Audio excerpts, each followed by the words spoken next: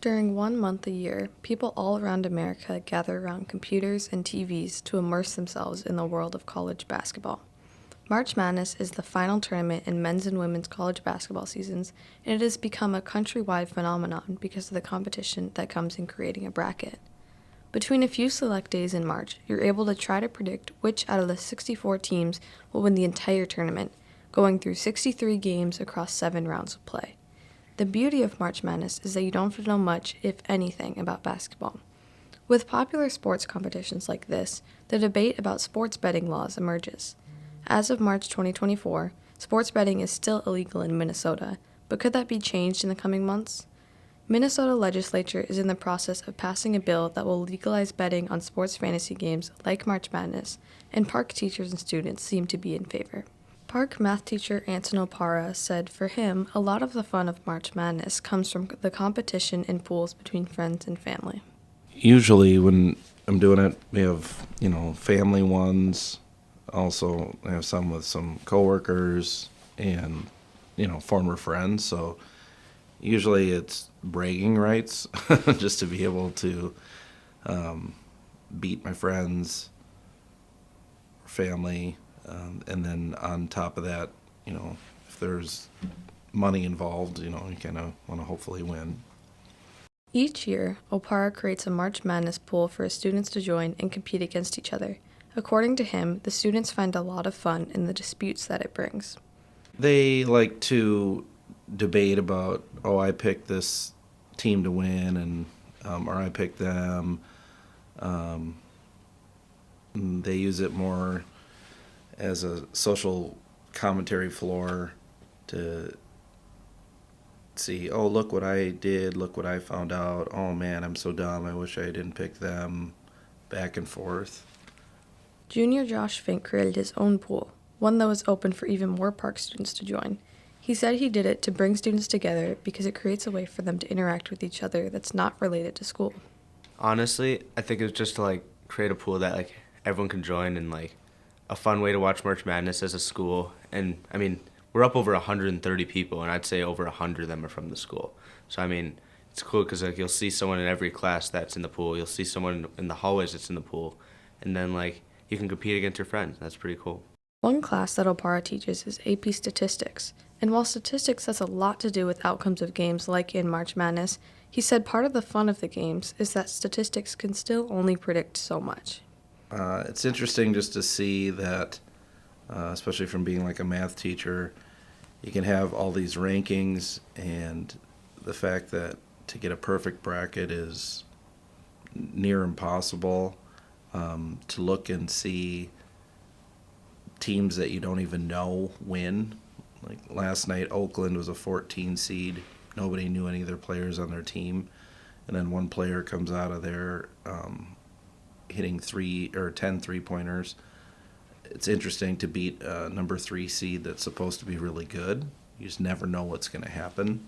So the excitement of not knowing is really entertaining. According to Fink, while playing for bragging rights can be fun, being able to have money involved can up the stakes and add more excitement to things like this tournament. I think it's just the aspect of that you think you can win. I mean the odds are against you, but if you know that a prize pool is $500, that's gonna incentivize you to try hard to make your bracket and work on it well and follow it really well. Versus, obviously if you're still gonna care about your bracket if there's no prize, but getting having the option that you could win money is definitely something that people would like. Because there are already other legal types of betting in Minnesota, Opara said legalizing sports betting won't be a huge change, and the fact that our bordering states have legalized it already is further proof of that. There's different forms of gambling already that are legalized in Minnesota. This would just be one more avenue.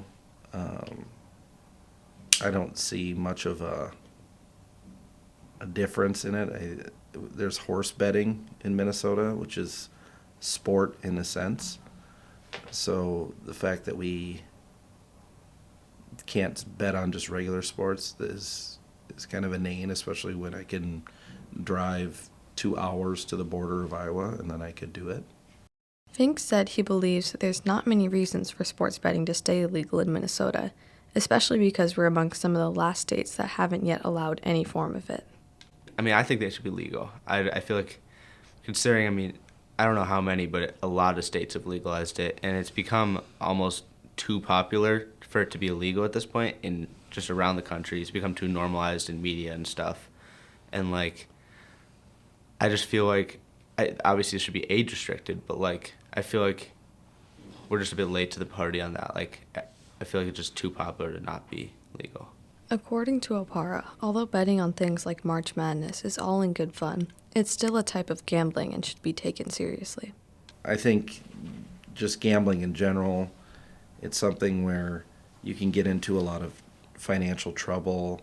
People could turn it into an addiction, so there is a seriousness to it if it's for entertainment purposes and people are doing it, modestly, not, betting their house or something on a game. I think it's okay.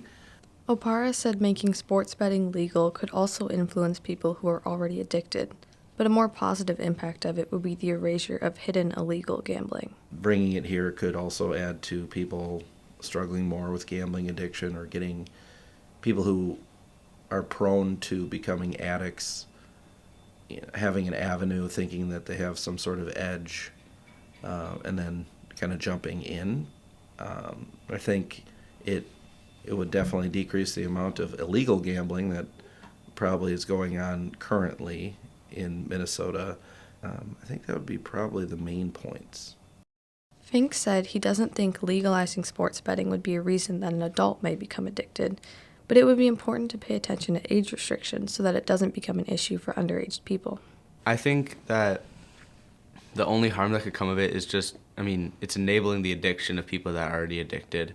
But then also, there's definitely going to be an aspect of making sure that underage kids, like younger high schoolers and middle schoolers, aren't getting their hands on the ability to sports bet because they can't control their like, they don't know the value of money as much as like a 18 to 20 college-year-old kid would. So, like, they might just go start spending money sports betting that they don't have or that they don't know what to do with. So in Minnesota, many types of gambling are legal in casinos with specific licenses, and those are almost all run by Native American citizens. As Minnesota begins thinking about changing some of these laws, Opara said there would have to be a conversation about what part of gambling and betting would still be left for those casinos' profits. I know one big issue has been about gaming laws. So the Native American groups that are allowed to run casinos have worried about that infringing on kind of their monopoly of that law. I think if they did sports betting had to be run through casinos, that could be a compromise possibly. If you're going to talk about being able to use like FanDuel or these big conglomerates that are going to get money outside of Minnesota, then that would be an issue, I'm sure, there. According to Fink, no real big changes would come about if Minnesota laws changed. It would just be a change of mindset for the public. I mean, I think a lot of high school and college kids would be affected because I'm sure that even with it being illegal, there's definitely underground stuff going on, and just having legalized would just surface all that stuff. And for college kids who like wouldn't even have to hide it at that point, then it's like it just become, like I said, it's become normalized in society. So it's kind of just like, I don't know what would change, but it would be like a culture shock.